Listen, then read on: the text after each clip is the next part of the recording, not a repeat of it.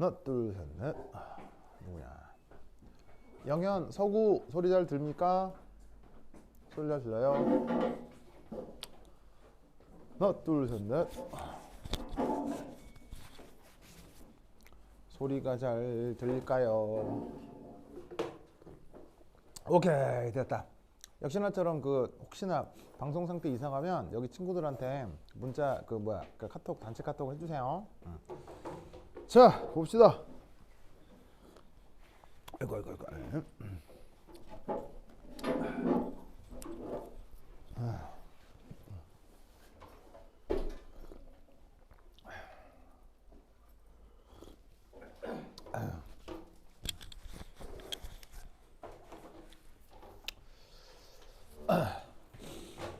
자, 봅시다.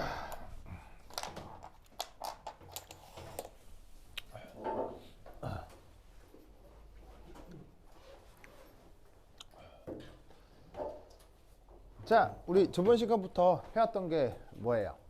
바로 이제 다전자 원자의 전자 배치 얘기를 했었죠. 그 전자가 하나밖에 없는 걸 하이드로제닉 아이온이라고 했고요. 그 다음에 여기에 맨 일렉트론 애톰, 이게 바로 이제 다전자. 그럼 이제 이 다전자 원자에서는 그 하이드로제닉 아이온과는 다른 어떤 상황이 생긴다고 했어요? 뒤에 책상 앉히게 좀 잘 봐주세요. 그렇죠? 네. 고치면 화면이 탁 이렇게 돼가지고. 자, 그래서 다전자 원자에서는 그 예전에는 없었던 뭐가 생겨요? 바로 전자 간 청력이 나타난다고 했죠. 그러다 보니 그 전자 배치에서 생각해야 될 것, 그다음에 에너지 상태 뭐 이런 것들이 그 뭐 여러 가지 영향을 받을 수가 있어요. 이제 그것에 대해서 우리가 이제 차근차근 또 생각을 해보자. 라고 해서 나왔던 이제 주제가 바로 사주기 전이금속. 이것에 대한 이제 전자 배치를 우리가 얘기를 하기 시작했다 이런 말이지. 이때 첫 번째 했던 주제가 바로 3D하고 4S. 이 둘이가 에너지 상태가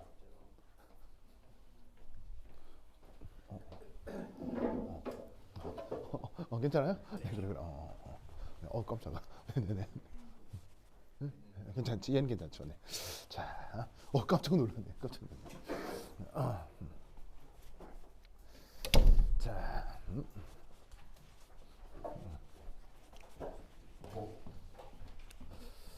그래서 이 3D하고 4S 이 둘의 그 에너지 상태가 아주 비슷하다고 했습니다. 이유는 주양자수로 비교하자면 이게 더 안정해야 될 것 같고요.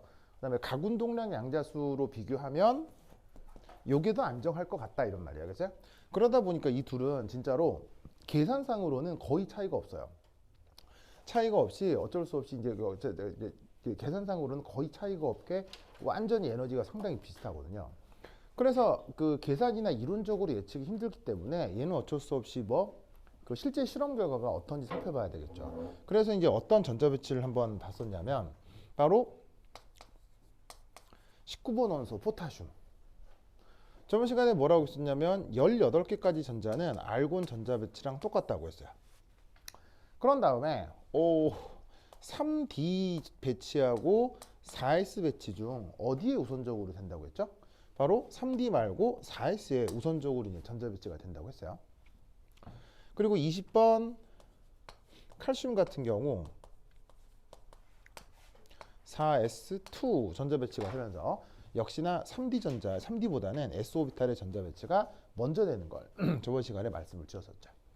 그래서 계산상으로는 3D하고 4S 중에 누가 더 안정한지 알 수 없으나 이렇게 실제 전자 배치를 참고를 하면 실제로 이렇다면 어쨌거나 전자가 3D보다는 4S에 채워지는 게 더 안정하니까 3D가 아니라 4S가 이렇게 전자 배치가 되는 게 아닐까? 이런 생각을 하게 될 수 있는 거죠. 그래서 계산상으로는 바로 알아볼 수가 없는 어떤 4S 전자 배치의 어떤 안정성 요소가 있다는 얘기죠. 그걸 이제 설명하기 위해 만들어낸 개념이 그게 바로 침투 효과라고 하는 개념입니다. 자, 이 침투 효과 앞으로 이제 엄청나게 많이 나올 거고요. 그 우리말로는 침투 효과라고 번역을 하는데 영어 표현으로는 바로 penetration effect라고 합니다. 자, 여기서 뭘 한번 살펴볼 거냐면 요걸 한번 살펴보겠습니다.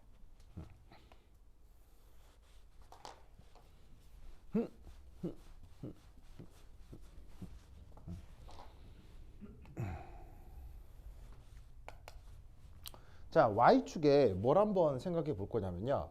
아, 여러분 이거 기억날는가 모르겠는데 수식으로는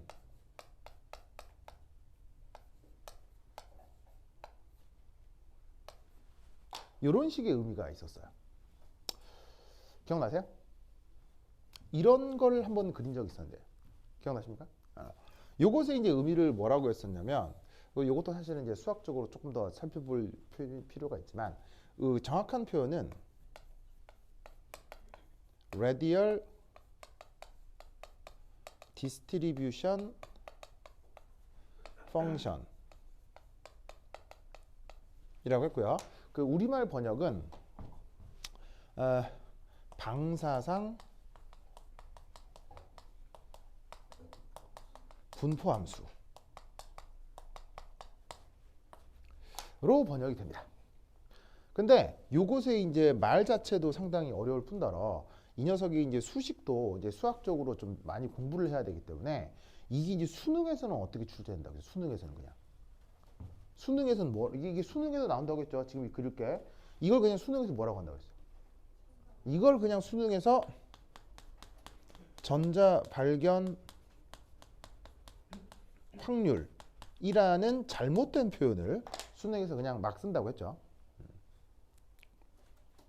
아시겠죠?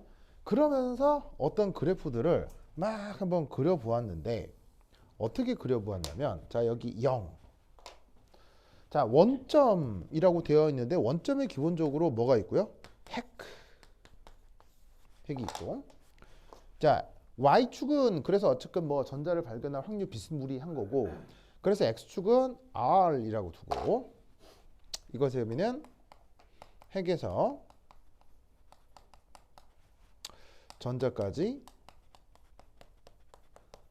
거리라고 했을 때 그 핵에서 전자까지 해당하는 거리에 대해서 저 그 뭐냐면 전자 발견 확률이 어떻게 되는지 그거를 이제 우리가 좀 알아볼 필요가 있다 이런 말이에요. 그거를 우리가 이제 예전에 어디서만 봤었냐면 이 그래프를 막 예를 들면 뭐 이렇게도 그리고 막 이렇게도 뭐 이렇게도 그리고 막 이렇게도 그리고 막 이런 물결 같은 그래프들이 있었거든요. 근데 그거 다 어디서 그렸던 거냐면 1s, 2s 그다음에 3s 이런 그 s 오비탈들에 대해서만 이걸 한번 그려봤었단 말이에요. 무슨 말인지 알겠죠? 근데 이제 지금은 뭘 해볼 거냐면은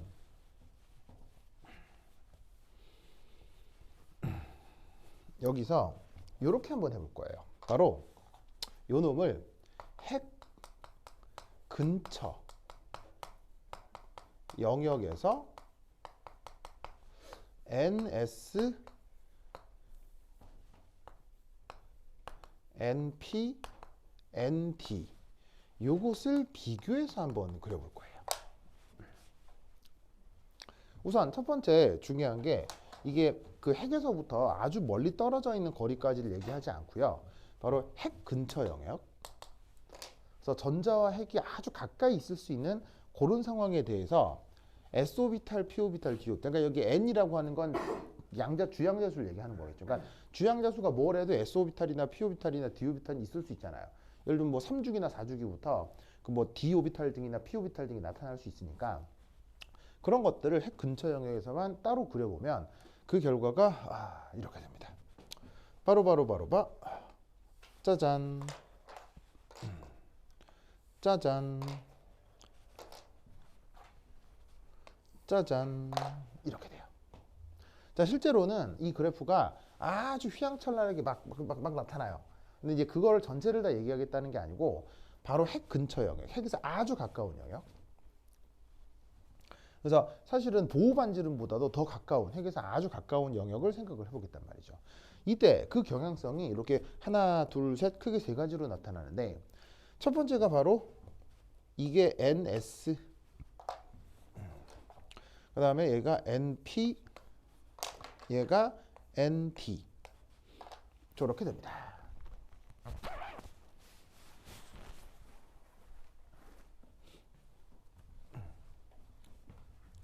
자, 그래서 S오비탈에 대해서 핵 근처에서 전자를 발견할 확률 변화가 대략 요렇게, P오비탈은 요렇게, D오비탈은 요렇게. 그럼 이때 우리는 여기서 뭘 할 수가 있냐면 바로 핵 근처 영역에서 두두두두두 잘라가지고 이 아래쪽 면적 요걸 좀 살펴보면 어떻게 된다? 이 아래쪽 면적이 요것이 전자 발견 확률인데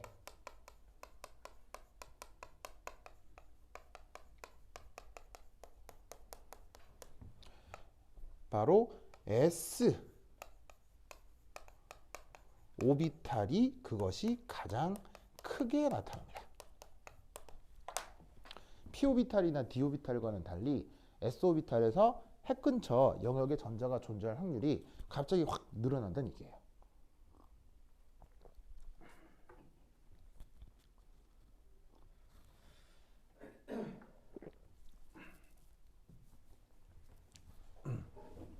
요거.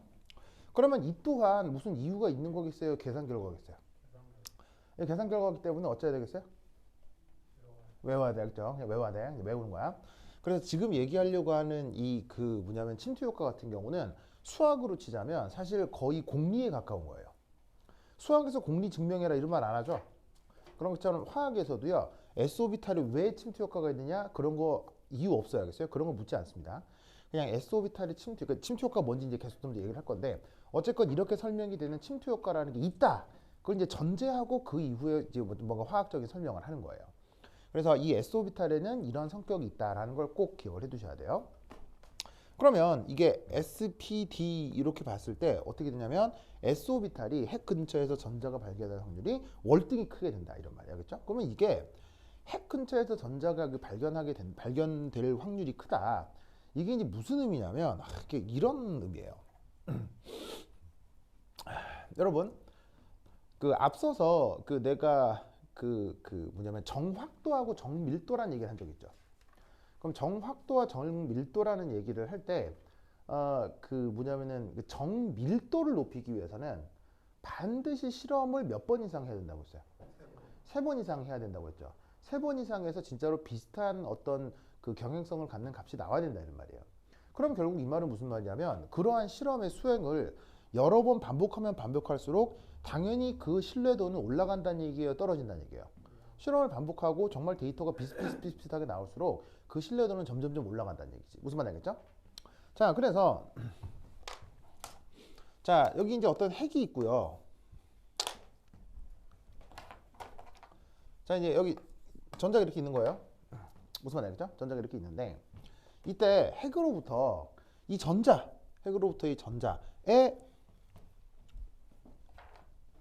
짜잔 이 거리를 측정하는 중이었어요. 자, 그러면 핵으로부터 전자까지의 거리를 측정하는데 자, 측정이라고 하는 건 당연히 기본적으로 이건 몇 번 얘기한 적이 있는데 연속적이라고 했어요? 측정은 불연속적이라고 했어요?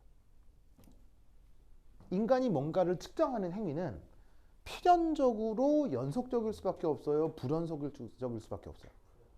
측정이라는 것은 무조건 불연속성을 가지고 있는 거예요. 무슨 말이냐면 측정을 연속적으로 한다. 이건 무슨 말이냐면요. 예를 들어서 어떤 별량 1에 대한 어떤 결과를 측정했으면 1 다음 1.0000000001도 측정해야 되고 1.00000002도 측정해야 되고 1.0003도 측정해야 되고 무슨 말인지 알겠죠? 혹은 이게 또 시간 변수라고 하면 0초에서 측정한 것을 0.000001초에도 측정해야 되고 0.0002초에도 측정해야 되고 이렇게 측정하는 게 바로 연속적 측정이라고요. 무슨 말인지 알겠어요? 하지만 생각해 보면 할수록 인간의 그런 측정 행위는 그런 식으로 연속적일 수 있어요? 없어요? 없죠. 인간의 모든 측정 행위는 불연속적일 수밖에 없는 거예요. 그래서 인간은 동영상을 보지만 실제로 인간이 측정하는 건 정지 영상이죠. 여러분 영화는 동영상이에요, 정지 영상이에요? 영화라고 하는 거 이렇게. 아, 지금 내 말 되게 어려워요? 영화를 보면 그 안에 캐릭터들이 이렇게 가만히 이렇게 있어 이렇게 막 움직이잖아. 그러니까 영화라고 하는 그 촬영도 우리가 동영상을 측정하는 거지만 사실은 기술적으로 동영상이라고 하는 건 뭐예요? 바로 정지 영상을 많이 찍어서 그걸 순식간에 한꺼번에 사라락 보여주면 인간 눈에 그게 동영상으로 착시 현상이 일어난다고 하죠. 그런 말 들어본 적 있어요? 그래서 왜 1초에 60프레임이다 뭐 이런 말 들어본 적 있습니까? 즉 1초 동안에 사진을 60번을 찍는 거예요. 그래서 1초 동안 60번 찍은 사진을 1초 동안 60번을 한꺼번에 짜라락 보여주면 1초 동안 어떤 물체가 움직이는 것처럼 사람 눈에 착시 현상이 나타난다고요. 무슨 말인지 알겠죠? 그래서 움직이는 동영상이라고 하더라도 기술적으로는 철저하게 정지된 상황을 측정하는 거예요. 그러니까 인간의 모든 측정 행위라고 하는 건 불연속적일 수밖에 없죠. 무슨 말인지 알겠죠?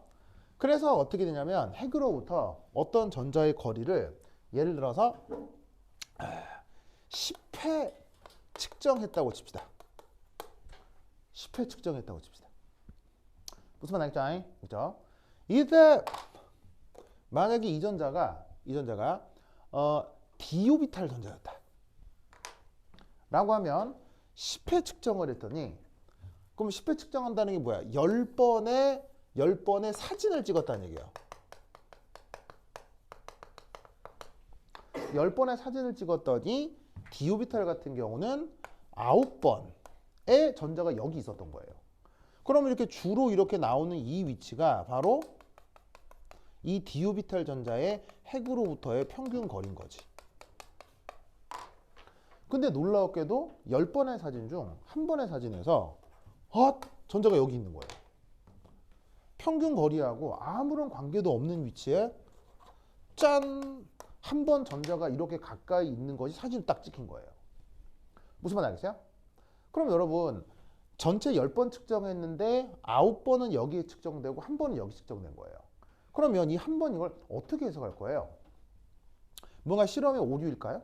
아니면 오차일까요? 아니면 내가 뭐 실험을 했는데 어떤 그 원치 않는 샘플이 껴들어가서 뭐 샘플이 오염된 걸까요? 알기 어렵잖아요. 그래서 어떻게 했냐면 이 측정을 다른 오비탈들에 대해서도 반복을 해본 거예요. 그랬더니 예를 들어서 핵으로부터 어떤 거리에 있는 p-오비탈 전자를 또 10번 측정을 해봤더니 8번은 전자가 여기에 측정이 관찰이 되는데 2번이 전자가 여기서 측정이 되더라 이런 말이죠. 전자가 여기 있는 사진이 2장이 나오더라 이런 말이에요. 사진을 총 10장을 찍었는데 8장의 사진은 전자가 평균 거리에 있고 2장의 사진이 가까이 있더라 이런 말이지. 오? 좀 이제 약간 좀 이상하잖아. 느낌이 좀 쎄하잖아. 오? 그럼 이게 또 핵에 대해서 또 평균 거리를 알아보기 위해서 s-오비탈에 있는 어떤 전자의 핵에서부터의 거리를 측정을 했더니 사진 10장을 찍었더니 7번은 전자가 여기 있더니 3번은 전자가 여기서 발견된다는 말이에요. 여전히 우세하게 많이 나오는 위치는 당연히 그것의 평균 거리예요. 그래서 핵에서부터의 평균 거리, 핵에서부터의 평균 거리, 핵에서부터의 평균 거리가 다들 있을 건데 그 핵에서부터의 평균 거리가 가장 그 우세하게 실제로 그 전자가 있다는 게 측정이 되지만 놀랍게도 그 중에 한두 번 정도는 그 평균 거리가 아닌 묘한 위치에서 그것도 해가 아주 가까운 위치에서 전자가 갑자기 뿅뿅뿅 나타나더라 이런 말이야. 그러니까 이미 이런 게 보호 모델하고 양자역학 모델이 완전 다르다는 거지. 보호 모델은요 평균이고 자시고 간에 보호가 얘기한 그 궤도 반경에 전자가 100% 있어야 돼요. 무슨 말인지 알겠죠? 근데 양자역학적 결과에 의하면 그 전자가 어떤 특정 평균 거리에 있을 확률이 좀 높은 거지 그렇지 않은 위치에 전자가 없다 이런 말이 아닌 거죠.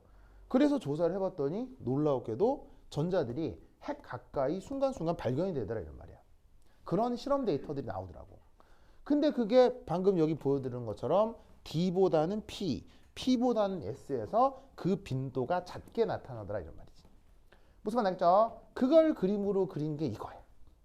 그리고 이 결과는 철저하게 계산 결과, 측정 결과이기 때문에 여기에 더 어떤 이유를 만들어 붙일 수는 없어요. 무슨 말 알겠죠? 그렇죠? 그래서 s 오비탈, p 오비탈, d 오비탈의 이 어떤 그 상황에 요런 어떤 그 현상이 나타난다는 걸 꼭 기억해 두시기 바래요.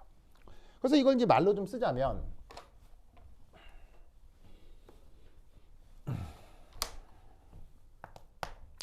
핵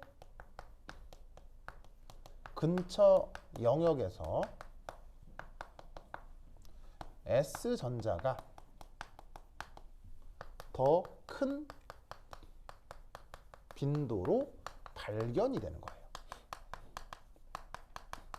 이걸 서양 사람들이 어떻게 얘기를 하냐면 P 혹은 D보다 S전자가 핵 가까이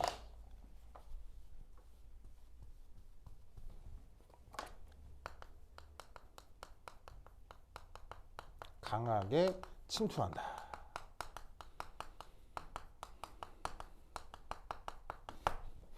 라고 말을 만들어 붙이는 겁니다. 자, 이렇게 말을 만들어 붙인다는 게 무슨 말이냐면 방금 얘기했던 것처럼 핵으로부터 이 전자의 그 위치를 측정하기 위해서 사진 10번을 찍었다고 쳐요. 그럼 7장의 사진은 전자가 여기 있는 걸로 3장의 사진은 전자가 여기 있는 걸로 나타날 거 아니에요. 그럼 여러분 그 10장의 사진 7번은 여기 나와 있고 3번은 여기 나와 있고 한 10장의 사진을 그냥 랜덤하게 쭉 섞어 가지고요. 그 왜 여러분 그 중학교나 초등학교 다닐 때 이런 거 진짜 여러분 분명히 봤을 거예요. 교과서에 귀퉁이에 졸라맨을 그려. 그 다음에 그 다음 장 넘겨서 졸라맨 조금 움직이게 그려. 또 그 다음 장 또 그려. 졸라맨 졸라맨. 뼈대면 있는 그 모양. 쭉 그려가지고 거기서 딱 잡고 드릭 하면은 애니메이션 나오지. 그거 알겠어요? 그럼 잘 봐. 7장의 사진과 3장의 사진을 랜덤하게 섞어서 그 졸라맨 동영상 만들듯이 드르륵 이렇게 했다고 쳐봐. 드르륵 이렇게 했다고 쳐봐. 그럼 내 눈에 어떻게 보여? 내 눈에 어떻게 보이냐면 전자가 우 이렇게 보일 거 아니야. 그러면 난데없는 전자가 어떻게 되는 것처럼 가만히 있다가 뭐가 쑥쑥쑥 들어가는 것처럼 보이겠지. 그 이미지, 그 인간의 상상의 이미지를 말로 침투한다고 표현한 거예요. 무슨 말인지 알겠어요? 자, 실제로 전자가 진짜 침투를 하는 움직임이 있을까요? 실제로 전자가 정말로 그렇게 침투하는 행위를 할까요? Nobody knows. 전혀 알 수가 없습니다. 그걸 우리가 뭐라고 하죠? 전자의 움직임이나 위치나 그 뭐냐면 운동량을 정확하게 측정할 수 없다라는 논리가 있죠. 그걸 뭐라고 하죠? 불확정성 원리라고 하죠. 그래서 그 불확정성 원리에 따라서 이놈의 전자가 뭐 원운동을 하는지 뭐 병줄 운동을 하는지 진동 운동을 하는지 어디에 있는지에 대해서 사실은 사람이 명확하게 알 수가 없어요. 그러니까 진짜로 전자가 그냥 여기 있다는 사실만 알 뿐인 거지. 그러니까 이건 거죠. 측정은 불연속이죠. 측정은 불연속이기 때문에 측정과 측정 사이에 이 시간 영역 안에 얘가 무슨 행동을 했는지 아는 거야, 모르는 거야? 전혀 모르는 거예요. 그러니까 인간이 했던 측정이라는 그것 안에서 인간이 상상으로 시나리오를 쓰는 거지. 그러니까 실제로 이거 뭐냐면은 이제 7번과 3번 요게 7번 여기 있고 3번 여기 있지만 그 측정과 측정 사이에 이 전자가 저기 갔다가 여기 왔을 수도 있는 거예요. 근데 그거는 측정이 됐어요, 안 됐어요? 안 됐기 때문에 그냥 인간의 상상으로 얘가 여기 있다가 들어갔을 거야 라고 가상의 동영상을 만들어내는 거지. 무슨 말 알겠어요? 그 가상의 동영상을 뭐라고 부른다? 침투 효과라고 표현하는 거예요. 알겠죠? 그냥 사실 침투 효과라는 말 없이 아주 그냥 계산적으로 수식적으로 그냥 이런 경향성이 있다라고 얘기하면 되지만 대부분의 사람들은 정지 영상보다는 수식보다는 동영상에 대한 이미지를 훨씬 더 좋아하잖아요. 그러다 보니까 이 이론적인 표현도 이렇게 말을 만들어낼 수밖에 없었던 거예요. 무슨 말 알겠죠? 그렇죠? 그런데 이런 침투 효과가 왜 중요하냐면 바로 전자와 핵 사이의 거리가 뭐 할수록 가까울수록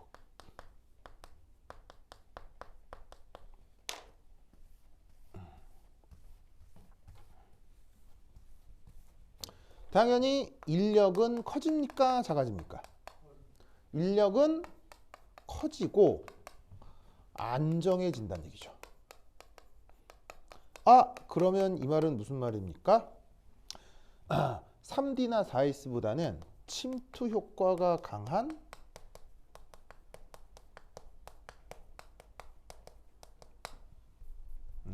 강한 4S 전자 배치가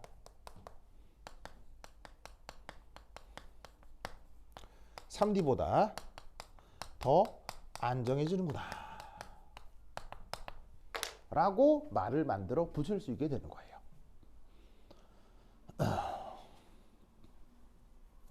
아시겠죠?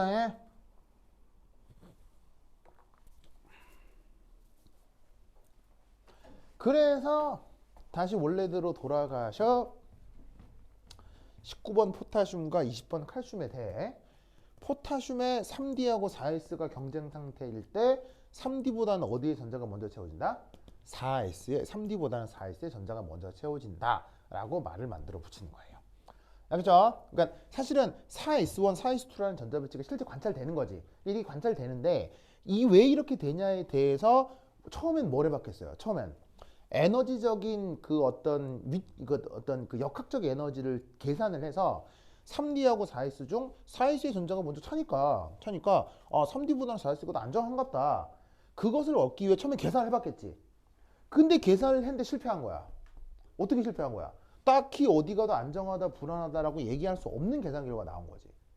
그러니까 뭐냐면은 4S의 전자가 어쨌건 채워지는데 그걸 계산으로 보여주지 못하는 거야.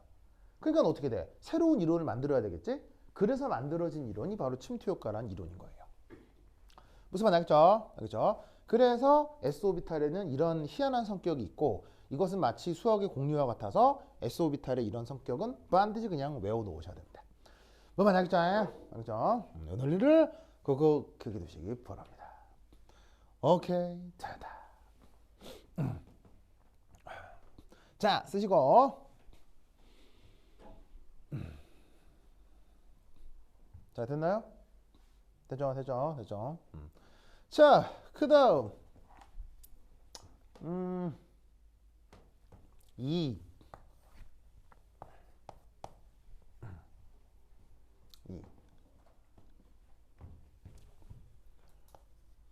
3D 4S 전자의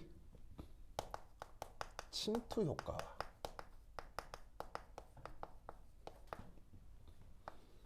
3D 전자 사이의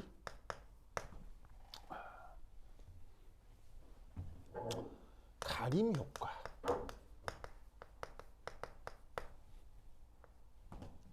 자, 침투 효과는 아까 영어로 뭐로 표현한다고 했어요? penetration effect라고 한다고 했죠. 이게 그 영어 동사 중에 penetrate라고 하는 동사가 있는데 이거 자체 그냥 보통의 뜻은 뭐죠? 네, 뭐냐면 총알 같은 게 어떤 물체를 팍 꿰뚫고 갈 때 penetrate라는 말을 쓰거든요. 그래서 그거를 이제 명사로 쓴 건데 여기 또 이제 새로운 표현이 있네요. 가림 효과. 자, 가림 효과 이거는 원래 영어 표현이 뭘까요? 이건 원래 영어 표현이 쉴딩이에요.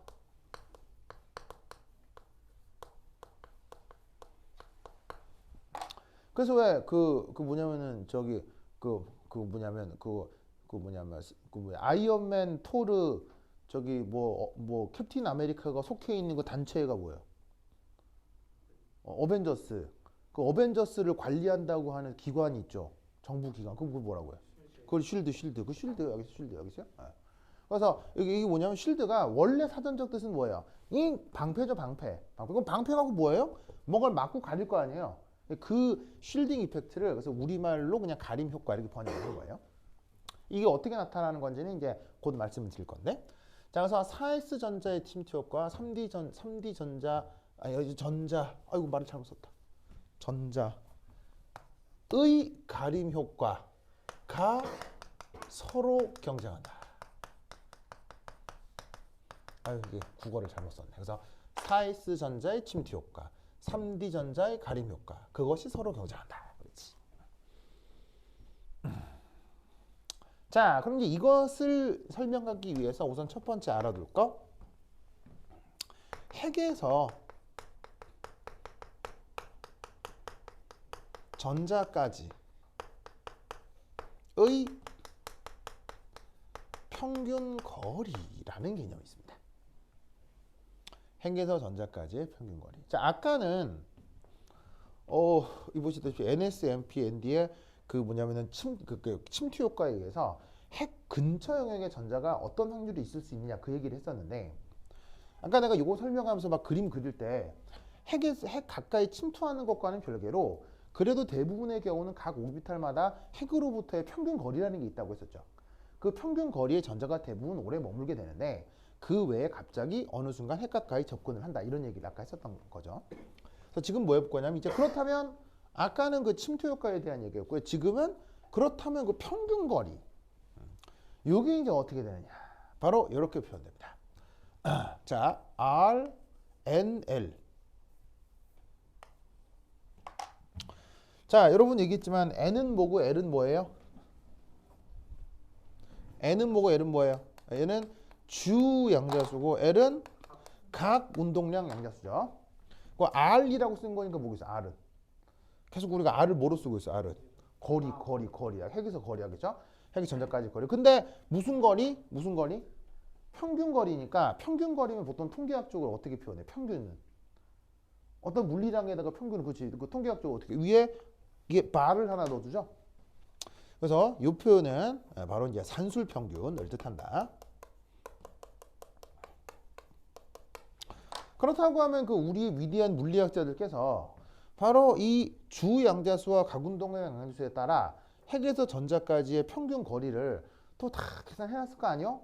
무슨 말 알겠죠? 알겠죠? 해봤더니 그게 이제 대강 어떻게 나타나느냐. 자, 지금 이건 외우실 필요는 없어요. 나도 보시다시피 보고 쓰고 있죠. 외울 필요는 없고요. 필요하면 문제에서 주는 거니까 걱정하지 않으셔도 됩니다. 결과만 잠깐만 보면, 이거 뭐 안 외우셔도 돼요. 결과가 어디 있더라? 나와라. 여기 있다. 이게 이렇게 되는구나. n 제곱 1 더하기 2분의 1 빼기 L 플러스 1에 n 제곱 a 제로의 z.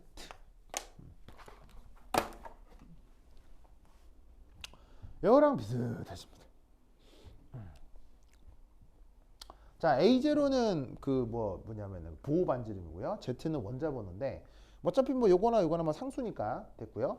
결정적으로 뭐에 대한 함수란 얘기예요? 주양자수와 각운동량 양자수에 대한 함수라는 거죠. 그러면 이건 계산 결과고요. 필요하면 뭐 문제 수준이 걱정하지 마세요. 다만 이거를 여러분들한테 실제로 계산해봐라. 그런 거 나오고 있어, 안 나오고 있어요?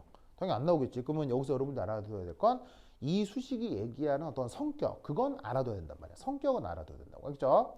그럼 이게 어떤 성격이냐? 이 수식으로 딱 봅시다. 자, 어떻게 되냐면, 우선 첫 번째 1, n이 커지면 이 평균 거리는 어떻게 돼요? n이 커지면. n 커지면. 커져 작아져. 커지는 거 아시겠죠? 왜냐면 여기 n제곱으로 이렇게 있으니까 커지면 커지겠지. 그리고 n이 또 여기도 있으니까 커지면 이건 없어지는데 이게 빼기니까 같이 또 커질 거 아니야. 그래서 결국 말은 무슨 말이겠어요? 그래서 그 뭐냐면 1s보다는 2s보다는 3s로 갈수록 핵에서 점자가 점점 멀어지는구나. 알겠죠? 근데 여기서 이제 중요한 게 바로 이거야. L이 커지면 어떻게 될까?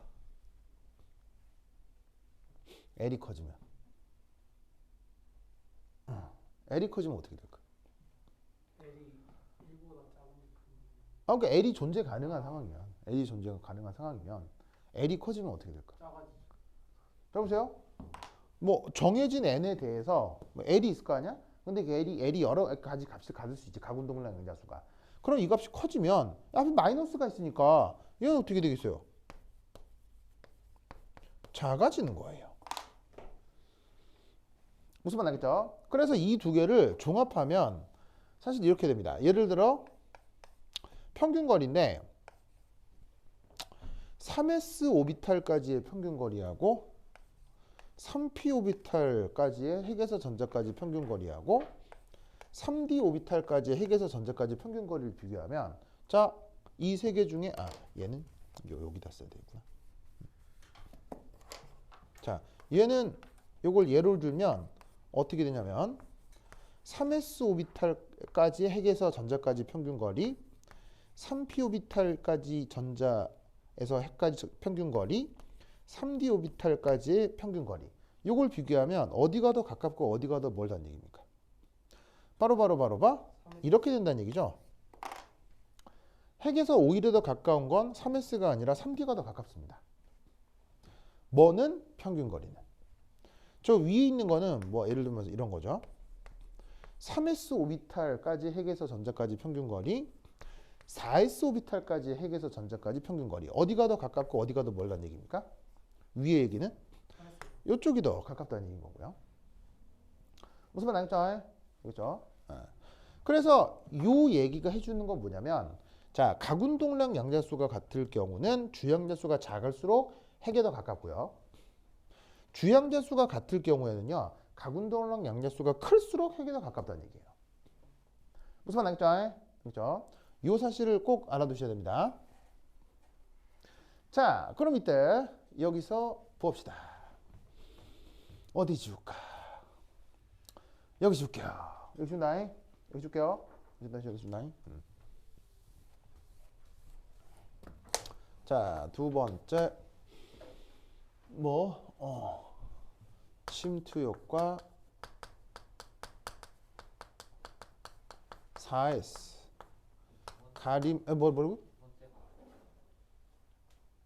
아니 저 제목이요, 제목. 가림 효과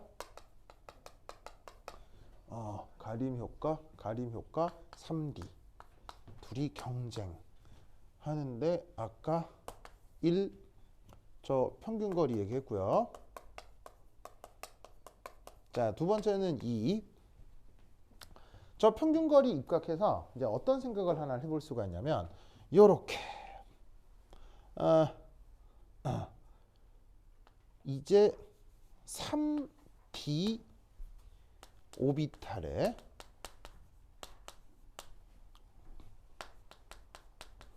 전자 배치가 일어날 경우 요걸 한번 생각해 보겠습니다. 예를 들어 대표적으로다가 스캔듐이요. 자, 스캔듐이라고 하는 원소는 원자번호 몇 번일까요? 원자번호 21번이거든요. 아까 칼슘이 몇 번이었어요? 20번이었죠. 그럼 20번에 대해서 전자가 몇 개 많아진 거예요? 20번에 대해서 전자가 하나 더 많아졌잖아요. 전자가 하나 더 많아지게 된 이 스캔듐에 대한 전자 배치가 어떻게 될 건지 한번 생각해 보자 이런 말이죠. 자, 그러면 어떻게 될 거냐? 여기 줄게요. 여기 주나. 음.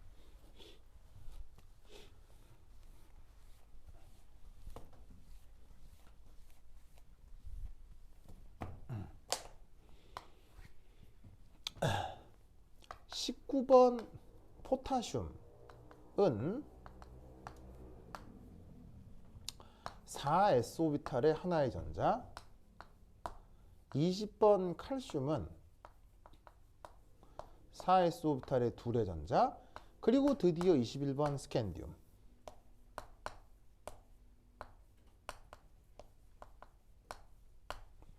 자, 어떻게 되냐면 4s 오비탈의 전자가 두 개까지 채워졌어요. 그러면 그 다음 전자는 4s 오비탈에 또 채워줄 수 있나요? 그건 안 되나요?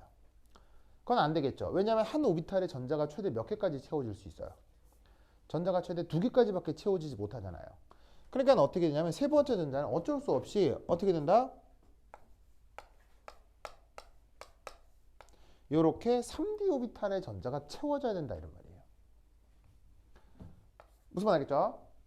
그런데 혹은 이렇게 표기를 하기도 하고요. 뭐 어쨌거나 3d 오비탈의 전자가 채워지고 4s에도 채워지고 4s에도 채워지고 3d에도 채워지고 어쨌건 그래야 21번 스캔듐의 전자 배치를 완결할 수 있겠죠.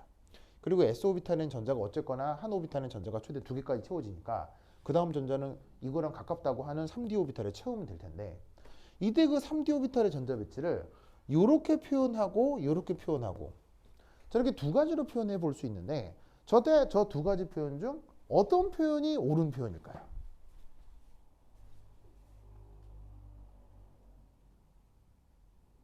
오케이. 자, 저 두 가지 표현 중에 어떤 표현이 옳은 표현일까요?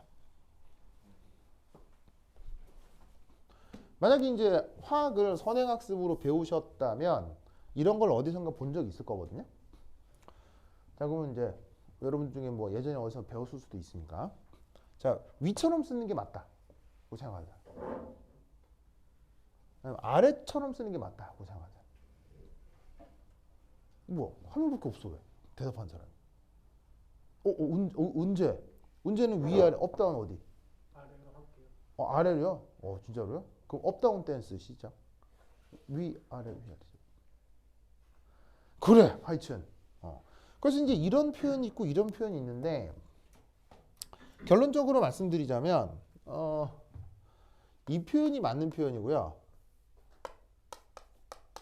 이 표현은 사실 틀린 표현인데 한국에서만 인정되는 표현입니다.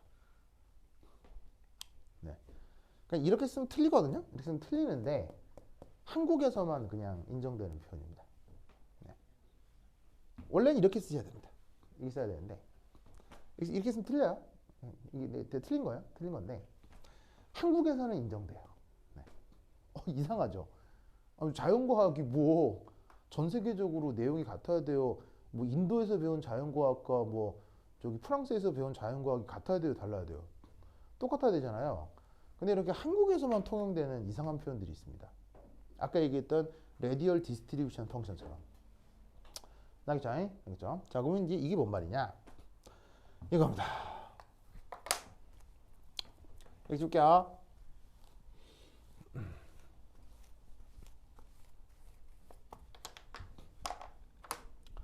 자, 여기 핵이 있어요. 자, 근데 뭐 캘슘이 됐건 칼슘, 뭐 포타슘이 됐건 스칸듐이 됐건 18개까지 전자 배치는 이거 문제가 되어 똑같아요. 이건 문제가 안 되거든요. 바로 4s 전자 배치하고 3d 전자 배치의 문제인데, 자, 핵으로부터 짜잔, 짜잔. 이게 3d 오비탈이고요. 이게 4s 오비탈입니다. 자, 여러분 잘 보세요. 핵으로부터 지금 내가 대강 평균 거리를 그려놓은 거거든요. 핵으로부터 대강 평균 거리를 그려놓은 걸로 봤을 때 4s가 핵에 더 가깝다는 얘기예요? 3d에 더 핵에 더 가깝다는 얘기예요? 3d가 더 핵에 더 가깝다는 얘기예요. 자, 왜냐하면 우선 3, 4 주양자 수가 어디가 더 작아요? 3이 더 작기 때문에 핵에서 더 가까운 거예요. 그 다음 S하고 D 가군동호랑 양자수는 누가 더 커요? D가 더 크죠. 근데 가군동호랑 양자수는 클수록 더 가깝다고 했어요. 그러니까 어떻게 되냐면 4S가 여기 있고 3D가 여기 있으면 3D가 꼭 알아두셔야 돼. 얘가 핵에 더 가깝다.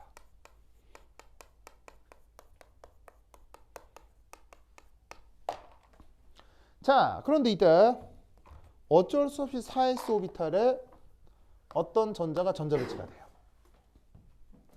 누구? 19번 포타슘에서. 19번 포타슘에서 드디어 4s1 전자 배치가 되잖아요. 이렇게 전자 배치된 게 바로 포타슘 전자 배치인 거지. 알겠죠? 그 다음 캘슘은 여기 하나 더 들어가는 거죠. 이렇게 20번 캘슘이. 그런데 방금 평균적으로는 어디가 더 가깝다고요? 3D가 핵에 더 가까워요. 그런데 왜 4s의 전자가 채워져요? 이 전자들이 뭘 할 수 있다? 상당히 좀 높은 확률로 핵 가까이 이읍, 이읍 이런 식의 침투 현상이 나타날 수 있는 거예요. 그래서 전자가 슝, 슝 하면서 전자가 쫑 어떻게 그린 거예요? 뭐라고요? 나선형을 이렇게 그린 거야. 나선형이라뇨? 아니 어떻게 그림이 어떻게 돼? 입체적인 거예요? 그냥 이렇게 그린 건데. 아, 네, 뭐 특별한 의미 없습니다. 나사처럼 이렇게 돼 있죠. 아니 그냥 특별한 의미 없습니다. 왜냐하면 그림에 특별한 의미를 둘 수 없는 이유가 불확정성의 원리 때문에 전자의 움직임을 인간이 알 수 있다 그랬어요? 모른다 그랬어요? 모른다 그랬죠? 즉 여기서 그려놓은 모든 그림은 진짜예요? 싹 다 거짓말이에요? 싹 다 거짓말입니다. 그림을 아무렇게나 그리면 내가 여러분들에게 인식을 시키기 위해서 내가 그리는 거지 실제 이렇게 되는지는 아무도 몰라. 알겠죠? 노을상 100개 받아도 이렇게 되는지는 아무도 몰라. 그러니까 우리의 어떤 그 평소의 평균적 인식에 최대한 말을 만들려고 이제 그리는 그림일 뿐인 거예요. 그래서 이노벨 전자가 핵 가까이 이압 이렇게 오면 핵과 전자 사이 뭐라고 했어요? 인력이 작아져요, 인력이 커져요? 인력이 크다. 그래서 평균적으로 더 먼 위치인 s 오비탈 무슨 말 알겠죠? 여기에 배치될 때 전자는 더 안정하다 이런 말이지. 무슨 말 알겠죠? 알겠죠?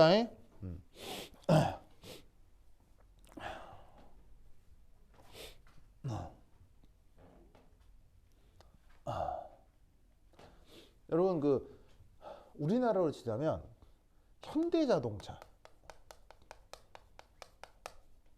자, 대한민국 현대자동차는 여러분 들어도 딱 알겠지만 뭐 여러분들 뭐 아직 뭐 이렇게 어른이 아니어도 이 현대자동차라는 이름만 들어도 이 회사는 좋은 회사예요, 안 좋은 회사예요? 아니, 이제 뭐 그래 좋다 나쁘다는 좀 그렇고 뭐 이게 좀 이렇게 뭐 허접한 회사예요, 단단한 회사예요? 현대자동차 망할 것 같은 사람. 그런 느낌은 없잖아요. 근데 무슨 말인지 알겠어요? 그런 느낌은 없죠. 예. 전 세계적인 회사죠. 전 세계 회사죠. 그러면 여러분들 이런 회사에 들어가면 연봉이 높을까요, 낮을까요? 이런 회사에 들어가면 연봉 높을까요, 낮을까요?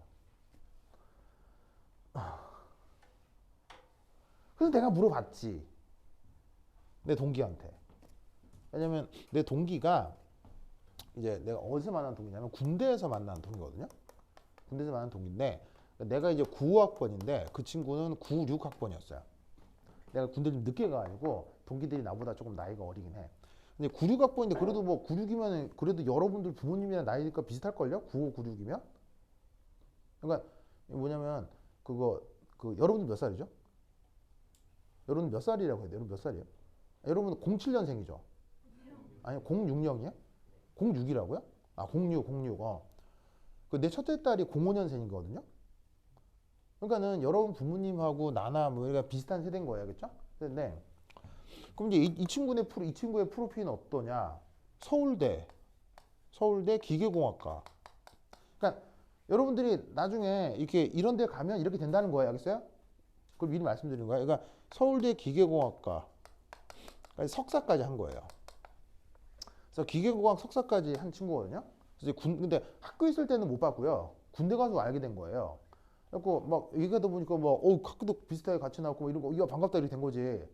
그래갖고 이제 나 어디 다니냐 모르겠는데 넌 어떻게? 난 그때 이제 유학 가려고 유학 준비 중이었고요. 얘는 이제 미리 뭐냐면 현대자동차 다니고 있었더라고요. 그래서 이제 야 너 뭐 하냐 뭐 어디 다녔더니 현대자동차 다닌다고. 그러면 자 서울대에서 기계공학과 나와서 석사까지 했으면 현대자동차에서 뭐냐면은 복도 쓸고 그런 걸 할 건 아닌 거 아니잖아요. 그럼 서울대에서 기계공학과를 나와서 석사까지 했다 그럼 현대자동차에서 하는 일이 뭐겠어요? 뭐 하겠어요? 그러니까 이게 뭐냐면은 그 자동차 디자이너더라고요. 그러니까 여기서 디자이너라는 게 어머 사모님 엘레강스 그런 디자이너는 아닐 거고 여기서 디자이너는 게 뭐냐면 그 자동차 모델에 대한 디자이너 무슨 말인지 알겠죠? 그래서 이제 기기적이거나 공학적인 그걸 하는 디자인. 그래서 얘가 했던 작품이 그 현대자동차에 기아 자동차에서 나왔던 것 중에 소울이라는 자동차가 있는데 소울 알아? 소울? 이게 뭐 요즘도 많이 돌아다니죠. 그 소울 자동차의 그 셰시라고 하는 어떤 부분을 자기가 디자인했대요. 그러니까 이제 실제로 여러분들이 실제로 보는 그런 진짜 유명한 물건들의 일부를 디자인했던 친구예요. 알겠어요? 그럼 여러분 얘 연봉 얼마일까요? 연봉 얼마일까요? 연봉 얼마일까요? 얼마나? 지금 생각해봐. 현대자동차야. 무슨 말인지 알겠어요? 현대자동차도 아니고 현대자동차. 무슨 말인지 알겠어요? 저기 중국에 있는 현대자동차 이런 거 말고 진짜 현대자동차. 알겠죠? 그러니까 당시 기준으로. 그러니까 뭐냐면 근데 그래봐야 10년 전. 10년 전이에요, 그냥. 이 얘기 나눴던 게 한 10년 정도 되거든요. 그때 예비군 훈련 갔다가 이제 만나가지고 얘기를 했던 거예요. 10년 전에. 그럼 10년 전이라도 내가 항공 강사로 막 일할 때 내가 10년 전에 1억 넘게 벌었거든요. 10년 전에. 10년 전에도요. 지금도 비슷해요. 그러니까 많이 본다고 그냥 뭐냐면 이게 나는 계속 똑같은 거죠. 물가는 오르는데 난 똑같기 때문에 난 계속 난 퇴보하는 아주 이제 허접한 사람인 건데 뭐 어쨌건 예. 왜 그래? 날라다녀. 그래요? 그래. 10년 전에 이 친구가 이 현대자동차에서 소울을 디자인했던 얘가 일단 너 연봉 얼마냐? 라고 물었더니 연봉이 놀라지 마세요. 3천만 원이래요. 그래서 내가 뭘 말을 잘못 듣고 뭐라고? 얼마? 3천만 원이라는 거예요. 그럼 3천만 원이면 한 달에 얼마 받는 거예요? 한 달에 뭐 예, 그러니까 뭐냐면 연봉이 3천만 연봉이 3천이니까 11로 나누면 한 달에 뭐 한 200에서 300 사이인 거 아니에요? 무슨 말 알겠어요? 근데 아니 그게 너 집에 애도 있고 그럼 한 달에 200, 300 받아가지고 그게 뭐냐면 생활이 되냐? 그랬더니 뭐 사람들이 잘 모르는데 현대자동차는 진짜 월급 진짜 작아. 막 그러는 거죠. 아니 네가 현대자동차에서 뭐 복도 청소하는 애도 아니고 네가 뭐가 모자라서 겨우 이거밖에 못 받냐? 그랬더니 아니 그러면 기본적으로 대기업이잖아요, 현대자동차는. 그럼 대기업 가면 기본 연봉 5천이거든요. 대기업이면. 그리고 이제 이렇게 이렇게 석사 이상의 사람들은 바로 평사원으로 들어가는 게 아니고 석 박사 이상부터는 과장으로 바로 들어가기 때문에 초회 연봉부터가 5천, 6천 이렇게 돼요. 지금은 또 그때부터 10년은 더 지났으니까 여러분들이 만약에 박사학위를 하고 삼성이나 LG 같은 대기업에 들어가면 이제 물론 협상하기 나름이지만은 초회 연봉이 7, 8천은 된단 말이에요. 근데 3천 그러니까 그때가 이제 대기업 다니면은 과장급 연봉이 한 5, 6천일 때였거든요. 5, 6천일 때고 그 5, 6천의 절반밖에 못 받는 거 아니야. 그럼 네가 뭐가 모자라 너 그래서 왜 그래? 그랬더니 알고 봤더니 상황이 이렇더라고. 뭐냐면 진짜 연봉은 3천밖에 안 된대요. 진짜로. 정말. 그리고 진짜로 재수 없으면 정말로 연봉 3천 받고 끝나는 해도 있대요. 진짜로. 정말 재수 없으면. 근데 이 현대자동차에서는 이런 일이 벌어져. 여러분 파업 알아요? 파업 알아요? 咚이렇게 파업. 그럼 여러분 현대 하면요 조그만 회사예요, 큰 회사예요? 무지막지하게 큰 회사잖아요. 그러면 현대는 현대 자동차만 있는 게 아니고 현대 중공업도 있고 뭐 자동차도 있고 뭐도 있고 뭐 많잖아. 그래서 그 현대가 있는 그 도시가 뭐야? 현대의 도시. 바로 울산이죠, 울산. 울산이라는 도시가 현대의 도시거든요, 울산이. 그래서 이제 거기 현대중공업, 현대자동차 뭐 다 있단 말이에요. 그럼 거기 현대 여기에 노동자들이 한 2만 명이 넘어요. 그럼 2만 명이 갑자기 봄쯤 되면은 파업을 한대. 월급 올려달라고. 그럼 여러분들 2만 명이 이게 할머니도 아니고 40, 50대 남자들이 2만 명이 한꺼번에 파업을 하는데 그리고 현대자동차 사람들은 파업할 때 뭘 끌고 나오겠어요? 포크레인 뭐 이런 걸 끌고 나온다고. 그러니까 이게 2만 명이 한꺼번에 나오면 이거는 경찰들도 어떻게 안 돼. 이거 무슨 말 알겠어요?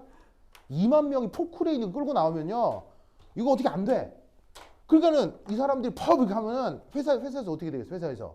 회사에서 아이고 예 하면서 이게 노조라고 하죠, 노조. 그럼 노조에서 뭐 요구 조건 있을 거 아니야. 그럼 회사에서 막 하겠지. 그게 타결이 되면 그게 이제 무사히 넘어가고 이제 그 회사가 돌아가는 거야. 이때 이 노조 아저씨들이 법 하면서 그해 전 직원의 보너스가 나오는 거래요. 그게 2,500 정도 된대. 그럼 이게 더해져서 5,500에 정도가 되는 거야. 근데 무슨 말인지 알겠어요? 그러니까 여기에 있는 이런 애들은 생각해봐. 서울대에서 기계공학에서 석사만 했던 애들이 뭐 파워 뭐 포크레인 이런 거 해봤겠어? 안 해봤겠지. 그럼 얘들이 나가가지고 막 월급을 위해서 이게 못할 거 아니야. 그러니까 얘들은 계속 기다리는 거야. 뭐 할 때까지? 이 아저씨들이 파업해 주실 때까지. 무슨 말 하겠어요? 그래갖고 여기에 있는 현대 전 직원들은 아우 이번에 파업 언제 하시나, 아우 파업해 주셔야 되는데 근데 또 안 하는 해도 있대요. 그러면 그 애는 진짜 이걸로 끝나는 거야. 그럼 막 속으로 막 욕을 해도 뭐 이게 안 하는 뛰어나가는 해도 있어요. 그럼 뭐 아유 이러고 사는 거야 그냥. 근데 어느 해 해주신다? 그럼 이게 생기는 거지. 그러면 현대 직원들은 여기 노조에서 막 파업해주면 아이고 막 아이고 됐다 이렇게 되는 거야. 근데 무슨 말인지 알겠어요? 그럼 여러분 현대자동차 생각해봐. 보통 우리가 파업하면은 파업이라고 하는 말을 딱 들으면 보통 그 이미지가 긍정적이에요, 부정적이에요? 글쎄 부정적이지 않을까요? 나도 사실 여러분만한 나이 때는요 회사에서 파업한다고 하면 저 다 북한에서 간첩 내려와가지고 지시로 하는 건 나 그런 걸 알았어요. 나는 내 여러분 나이 때는 뭐 정말로요. 그래서 나도 여러분 나이 때는 파업하면 다 안 좋은 건 줄 알았거든요. 근데 이 현대자동차 이 직원들에게 파업이란 생각해보세요. 자 이거는 좋고 나쁜 것의 문제예요, 생존의 문제예요. 근데 무슨 말인지 알겠죠? 근데 뭔 말인지 알겠어요? 그러니까 여러분 어느 회사에서 파업한다고 하면 그렇게 나쁘게 보지 마세요. 알겠어요? 그게 그 회사의 그냥 문화인 거야. 그냥 알겠죠? 아 그냥 그렇게 회사가 돌아가는구나. 이런 거야. 그럼 뭐 이것도 이 회사 경영진도 이 상황 알겠어요? 모르겠어요? 뭐 알겠지. 그냥 그러고 넘어가. 그렇게 하는 거야. 그냥 이게 뭔 말인지 알겠어요? 뭐 그렇다고 뭐 옛날처럼 뭐 화염병 던지고 뭐 정경 와서 전투하고 막 이렇게 뭐 그런 것까지는 안 하겠지만 근데 뭔 말인지 아시겠죠? 그럼 내가 이 얘기를 왜 했을까요?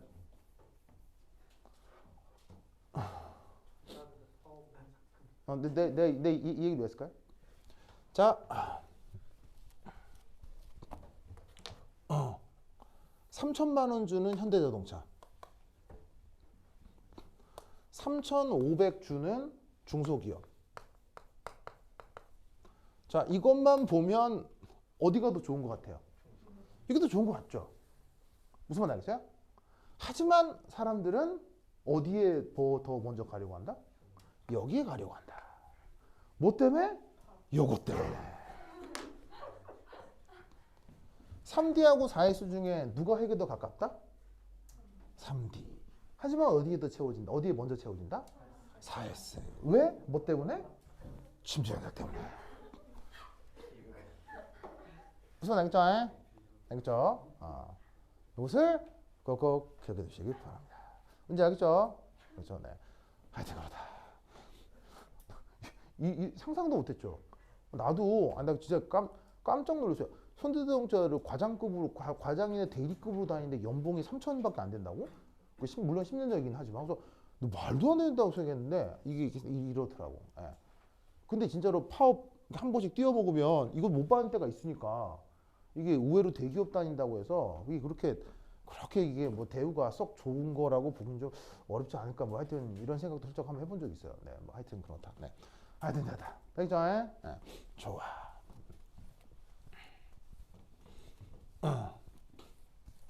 그래서 19번, 20번의 전자가 3D가 아니라 4S에 먼저 채워진다. 그런데 이때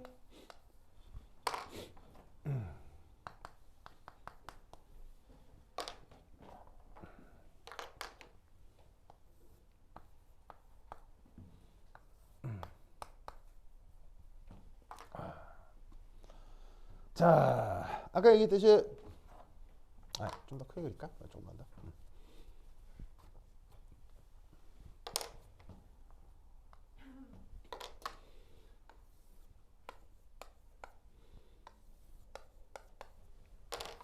자, 4S 오비탈에 전자가 하나, 둘 채워졌어요. 근데 드디어 스캔듐이 되면서 3D의 전자가 채워줄 수밖에 없죠. 그 표현을 이렇게 하든 이렇게 하든 아시겠죠? 그럼 3D 오비탈의 전자가 짜잔 이렇게 채워져요. 그럼 이때 어떤 일이 벌어지냐면 자, 이 전자는 4S에 있는 전자는 어떤 성격이 있다고 했죠? 핵 안으로 접근하려고 하는 침투 효과가 있다고 했죠. 근데 핵 안으로 들어오려고 하는 침투 효과가 나타나야 되는데 그 앞에 핵에 더 가까이 3D 전자가 있는 거예요. 그럼 이때 이 3D 전자와 4s 전자 이 사이에 뭐가 나타날까요? 뭐가 나타날까요? 청력이 나타나겠죠? 정전기적 청력이 나타날 거라는 얘기예요. 그러면 어떤 일이 벌어지냐면 이 4s에 있는 전자가 2엽, 2엽 이런 식으로 이런 식으로 침투 효과가 나타나야 되는데 이 침투 효과가 어떻게 된다? 나타나지 못하거나 아주 약화된다는 얘기죠. 그래서 침투 효과가 어려워지는 겁니다. 침투 효과라고 하는 게 평균 거리에서도 안쪽으로 들어와야 되는데 그 안쪽에 없던 전자가 생기기 때문에 접근하려고 할 때 청력 때문에 잘 들어오질 못한다는 얘기예요. 무슨 말인지 알겠죠? 그러면 여기서 우리는 어떤 생각을 할 수 있냐면 이렇게 3D 전자가 없을 경우는 4s 전자의 침투 효과가 잘 일어날 수 있습니다. 그런데 이때 어떤 일이 벌어지냐면 3D의 전자가 채워지면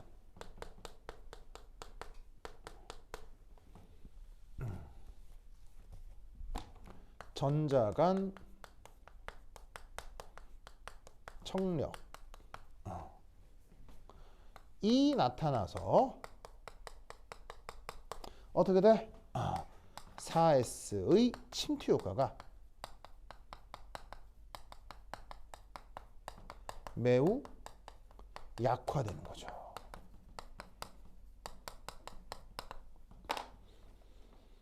자, 그럼 다시 한번 현대자동차 3000, 중소기업 3500 평균 연봉 아시겠죠?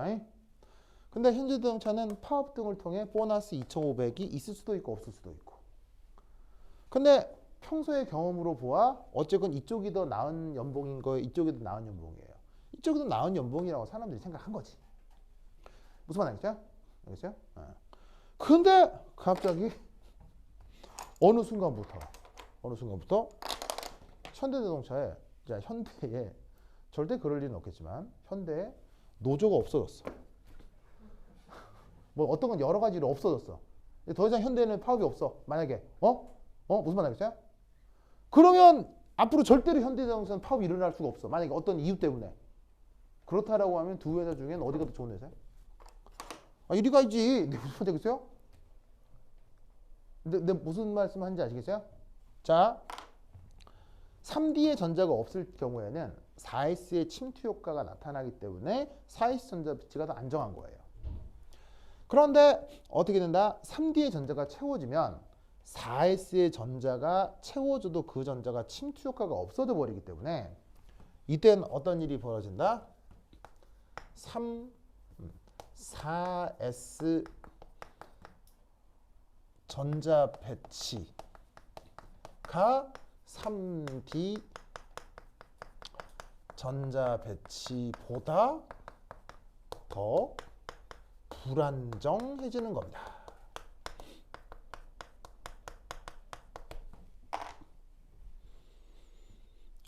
이 말씀을 아시겠어요? 이걸 이해하시겠어요? 현대자동차의 평균 연봉 3,000인데 파업을 하면 더 받을 수 있어요. 그럼 여기가 더 좋은 회사죠. 근데 어떤 이유 때문에 여기에 있는 노조가 없어져서 파업을 못 해. 예를 들면 이 노조 사람들이 다 정년 퇴직을 다 없어졌다고 막 없어졌어. 그러면 더 이상 이 현대자동차는 그 파업을 통한 보너스를 받을 수가 없지. 그러면 그때부터는 이 현대자동차는 좋은 연봉이야, 나쁜 연봉이야? 나쁜 연봉인 거지. 그러면 잘 봐. 4s의 전자가 먼저 채워지는 이유가 뭐야? 침투 효과 때문에 더 안정할 수 있으니까. 그런데 그 더 안정했던 이유가 지금 이제 있어 없어? 없어지지. 안정할 이유가 없으니까 불안정해진다는 얘기예요. 무슨 말 알겠죠? 알겠죠? 그렇다면 저봐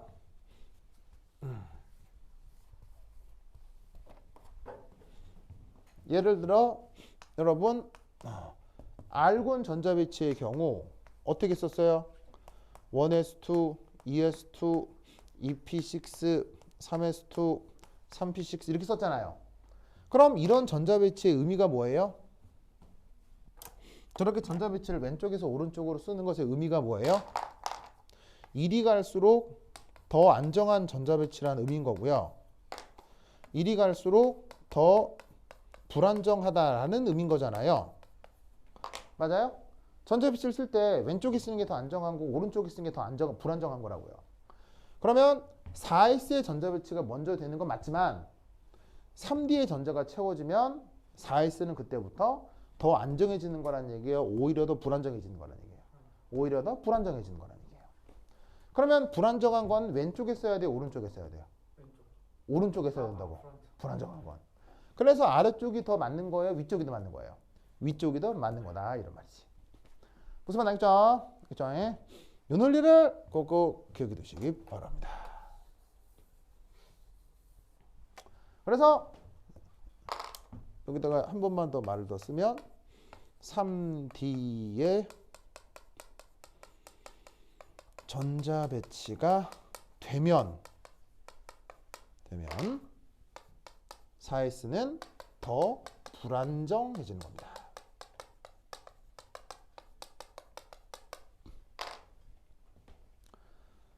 그래서 이렇게 써야 되는데 그냥 4S의 전자가 먼저 채워지니까 4S를 쓰고 그 다음 3D다라고 해서 이렇게 전자를 쓰는 건 이거는 에너지적인 선후 관계를 무시한 그냥 전자 배치의 순서만을 쓴 거라 이런 말이에요. 무슨 말 알겠죠? 그래서 이렇게 쓰는 게 옳은 편이다 라는 걸 꼭꼭 기억해 두시기 바랍니다. 오케이, 됐다. 이때 이 전자끼리의 청력 있죠.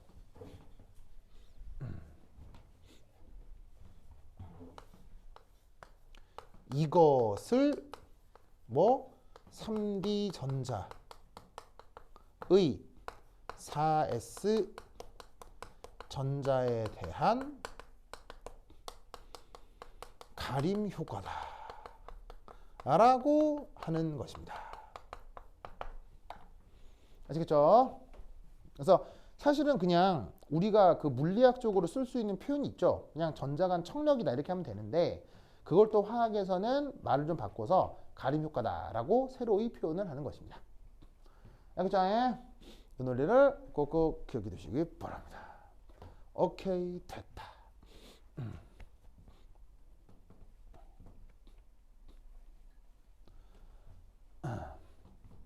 그래서 이제 주어져 있는 이 표현이 이게 틀린 표현인데 한국에서만 통용된다고 했죠.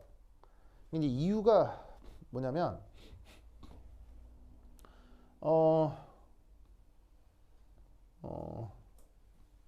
예를 들어 우리 보통 사람들은 어렵고 복잡한 거 좋아해요, 싫어해요? 싫어하죠. 그러니까 예를 들면 뭐 스트릿 우먼 파인터에서 뭐 허니제이가 우승했어요. 그래도 얼굴은 노제가 예뻐요. 뭐 이런 것들에 대해서 일반 사람들은 다 관심이 있죠. 그렇지 않나요? 직관적이고. 하지만 여러분 4S가 더 안정한지 3D가 더 안정한지 여러분 관심 있어 없어요? 이제 여러분들은 관심을 가져야 하는 거고요. 이전에는 여러분들이 혹은 뭐 보통의 사람들이 이런 것들에 대해서 관심을 잘 갖지 않게 된단 말이에요. 그러다 보니까 사람들이 관심이 덜한 건 누군가 대충 거짓말을 해도 사람들이 별 신경을 쓰겠어요? 잘 안 쓰겠어요? 잘 안 쓰는 거예요. 근데 다만 사람들은 뭐만 믿을 뿐인 거죠? 뭐만? 언론과 마케팅을 믿을 뿐인 거죠. 무슨 말 알겠어요? 그러니까 여러분들 광고 많이 하는 제품 있잖아요. 그 제품 좋은 제품일까요? 물론 광고를 많이 하는 제품이 다 나쁘다 이건 아니고요. 광고를 많이 하는 제품이 모두 좋다 이건 아닐 거란 말이에요. 별로 좋지도 않은데 광고빨로, 연예인빨로, 마케팅빨로 믿는 게 있다는 거 여러분들 아시죠? 그런 거 알 거 아니에요. 그 화학 교과서도 마찬가지예요. 전 세계에서 가장 많이 팔리는 화학 교과서가 뭐죠? 전 세계에서 가장 많이 팔리는 화학 교과서. 그게 줌달이거든요. 줌달이라는 사람이 지은 책이에요. 그래서 그 줌달이라고 하는 저자는 그 취미가 뭔지 아세요? 줌달이라는 사람의 책 그 이제 처음에 이제 머릿말에 보면 내가 취미가 이거야 나와요. 그 줌달 취미 뭔지 아세요? 클래식 페라리 모으기예요. 그 페라리라고 이탈리아 자동차 있거든요. 그거를 그 새로 나온 자동차도 기본 페라리는 3억이 넘어요. 제일 싼 게 3억이 넘어요. 근데 그걸 클래식 페라리는요, 부르는 게 값이거든요. 지금 아예 생산도 안 되는 뭐 1970년대 페라리 무슨 모델 이런 거는 부르는 게 값이에요. 무슨 말 알겠어요? 그런 걸 모으는 게 취미예요. 이 말 무슨 말 줌달 인양반은 재벌이야. 왜냐? 여러분 일반화학책 우리나라에서 얼마 하죠? 5만 원? 뭐 7만 원 선 하거든요. 10만 원 안 넘어가거든요. 근데 여러분 그 일반화학책 미국에서 사면 얼마죠? 미국에서 사면 300달러 넘어요. 300달러 넘는다고요. 우리나라 돈으로 30만 원 정도예요. 무슨 말 알겠어요?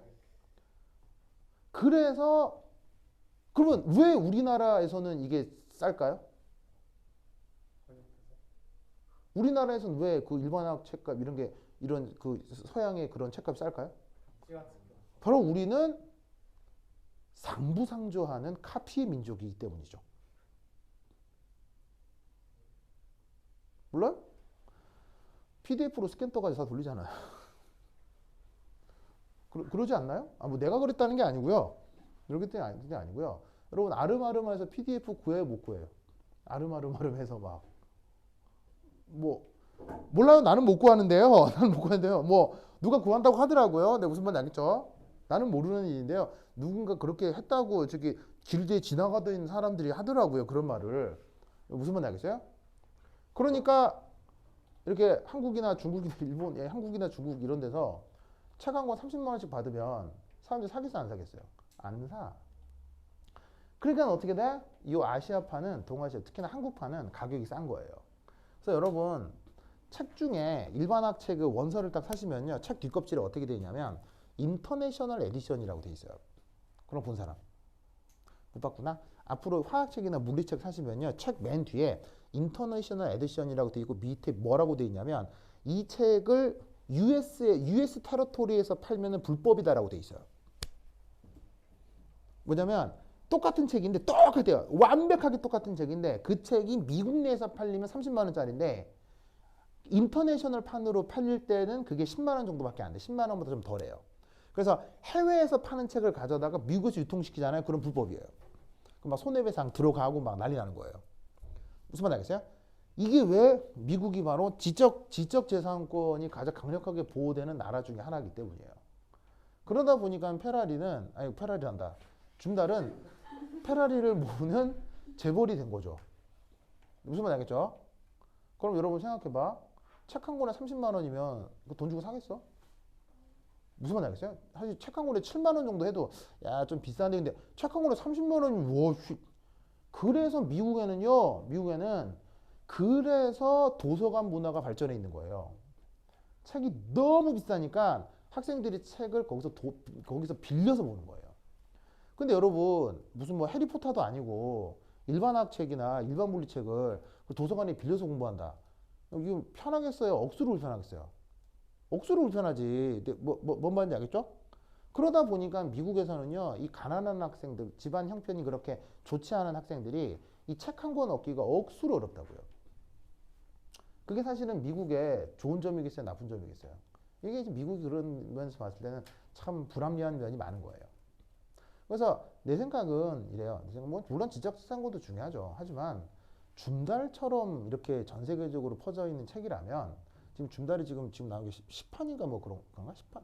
최신판이 몇 판? 몇 판인데 내 생각은 이래야 될 것 같아. 최신판이 나오면 그 전판이나 전전판까지는 특허를 풀어서 혹은 책값을 반의 반값으로 때려서 전판 같은 경우는 누구나 쉽게 이렇게 쓸 수 있도록 이렇게 좀 해줘야 되지 않겠나 싶은데 뭐 그게 내 생각대로 뭐 되는 게 없죠. 그러니까 뭐 하여튼 뭐 그런 것 같은데 뭐 좀 그래요. 내가 그러니까 뭐냐면 이제 돈 많은 사람은 공부 잘하고 막 돈 없는 애들은 못하고 뭐 이건 좀 그런 것 같다 이런 말이죠. 뭐 하여튼 알겠죠? 그러다 보니 이 줌달이 전 세계에서 가장 많이 팔리는 책이고 가장 많이 팔리는 책이기 때문에 그 줌달책 안에는 오류가 많겠어요, 적겠어요? 아주 많습니다. 왜일까요? 왜일까요? 여러분, 많이 팔리는 책은요, 전문가를 위한 책이에요? 아무나를 위한 책이에요? 무슨 말 알겠죠? 그럼 아무나한테는 대충 얘기해도 돼요? 자세히 얘기해야 돼요. 아무나한테는 대충 얘기해도 되는 거예요. 그러다 보니까 줌달책 안에는 또 몇몇 부분들은 되게 기발한 설명 부분들이 있어요. 그래서 이런 부분은 상당히 기발한 이런 게 있는데 막 뒤지면 오류가 되게 많아요. 그 중에 하나가 이거예요. 여러 개가 있는데 그 중에 하나가 이거예요. 그리고 이 줌달책이 전 세계에서 가장 많이 팔리는 책이기 때문에 이걸 우리나라에서 고스란히 수입했겠죠. 고스란히 수입해가지고는 고스란히 수입한 그 책을 가지고 우리나라의 어떤 한 저자가 대한민국에서 가장 많이 팔린 화학책을 하나 써요. 그 책이 바로 하이탑.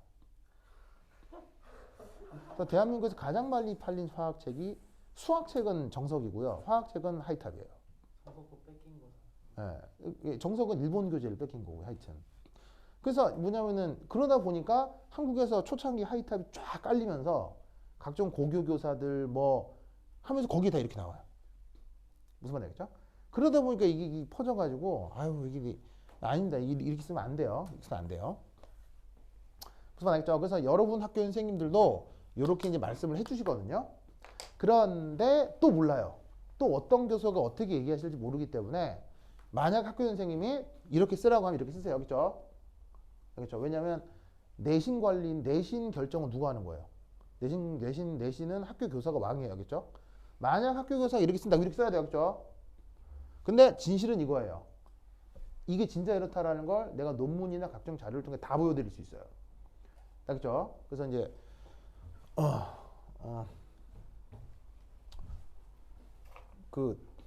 이거 같은 경우는 내 교재에 뭐가 내 교재가 좀 찾으면 되는데 여러분들 뭐 내 교재 찾으시면 이렇게 나오거든요. 나오는데 거기에 이게 어디에 나와 있냐면 뭐 이런 거 모르셔도 되는데 어떤 단체가 있냐면 어디더라? 말이 생각 어디 갔냐? 아유 굴절가 잘 안 보이네. 여기 있다. 내셔널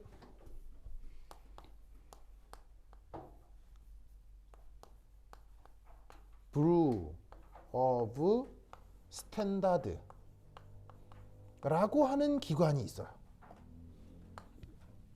내셔널 브루 오브 스탠다드. 자, 우리말로 번역하면 국립 표준청. 무슨 말이겠죠? 국립 표준청에 가시면 이렇게 되어 있습니다. 그럼 여기서 국립이란 뭐 파푸아 뉴기니겠어요? 우리나라겠어요? 어느 나라겠어요? 미쿡 알겠어요? 미쿡. 그러니까 이제 참 미국이 아까 방금은 내가 미국을 깠지만 또 이러면은 또 미국이 선진국인 거예요. 뭐냐면 여러분 3D가 먼저일지 4S가 먼저일지 일반 사람들은 관심 있어요? 없어요? 아무도 관심도 없고 회사도 관심 없고 누구도 중요하지 않죠. 그러면 이런 거는 누가 교통 정리를 해줘야 돼요? 국가가 정리를 해줘야 된다고요. 그래서 미국 같은 경우는 이런 중요한 데이터나 정보들을 국가에서 관리해서 그걸 기준을 딱 잡아줘요. 국가에서. 당연히 이게 돈 되는 것도 아니기 때문에 일반 사기업에서 일을 할 일은 없잖아요. 그래서 미국 같은 경우는 이렇게 그 세금을 이용해서 이런 것들에 대한 기준을 다 마련을 해줘요. 그래서 거기 국립표준청에 들어가시면 스캔된 전자비치 이렇게 되어 있습니다. 무슨 말 알겠죠? 알겠죠? 사실은 이렇게 써야 되는 게 맞거든요. 맞는데 누군가의 어떤 오류 그리고 마케팅에 의한 사람들의 어떤 그 뭐라고 할까요? 편견, 마케팅에 의한 편견 등에 의해 특히나 대한민국에서는 이게 지금 이 뿌리 잡혀 있는데 이렇게 쓰는 것보다는 이게 훨씬 더 맞는 표현입니다. 알겠죠? 왜 하여튼 그러다. 오케이, 됐다. 그래서 스칸디움까지의 전자 배치를 한번 설명해 보았습니다. 그러면 이때 여기서 한 가지만 더 해볼게요. 자, 퀴즈. 요것만 하고 쉬었다겠습니다. 자, 뭐 해볼 것이냐. 스캔디움 1 플러스 이온의 전자 배치를 쓰시오. 어떻게 될까요? 물론 스캔디움이 1 플러스라거나 3 플러스로 많이 얘기를 하지만 어쨌건 만약 1 플러스 양윤을 만든다 라고 치면 저 전자 배치는 어떻게 될까요? 어떻게 될까요? 자, 힌트. 이온화는 최외곽 오비탈에서 우선적으로 이루어집니다. 그리고 여기에 있는 최외곽 오비탈이라는 건 가장 불안정한 전자 배치요.